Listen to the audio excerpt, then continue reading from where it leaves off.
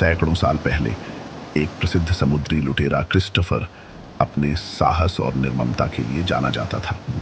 वह समुद्र की लहरों पर राज करता था और जहाज़ों को लूटकर खजाने पर अपना कब्जा जमा लेता था। क्रिस्टोफर के पास असंख्य खजाना था, लेकिन उसके दिल में शांति और संतोष की कमी थी। उसने अपनी जिंदगी में कभी किसी की मदद नहीं की थी, केवल अपने स्वार्थ के लिए दूसरों का जीवन बर्बाद किया था। एक दिन क्रिस्टोफर ने सुना कि समुद्र के एक दूर दराज द्वीप पर अमृतत्व का खजाना छिपा हुआ है। कहा जाता था कि जो इस खजाने को पा लेगा वह कभी मरेगा नहीं। लालच में आकर क्रिस्टोफर ने तुरंत अपने जहाज की दिशा उस द्वीप की ओर मोड़ दी। कई कठिनाइयों का सामना करने के बाद वह उस द्वीप पर पहुंचा जहां खजाना रखा हुआ था। जैसे ही उसने खजाने के पास पहुंचा, एक खूबसूरत औरत सामने प्रकट हुई।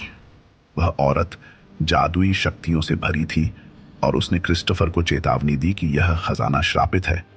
अगर उसने इसे चुराने की कोशिश की तो उसका जीवन हमेशा समुद्र में भटकते हुए ही बीतेगा और वह कभी शांति नहीं पा सकेगा। उसने उस औरत की चेतावनी को नजरअंदाज कर खजाने पर अपना हाथ बढ़ा दिया। जैसे ही उसने खजाने को छुआ, औरत ने उसे श्राप दे दिया। वह बोली, आज से तू एक शापित आत्मा बन जाएगा और सदियों तक समुद्र में भटकता रहेगा।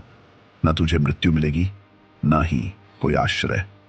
वह देखते ही देखते एक भूतिया लुटेरे में बदल गया।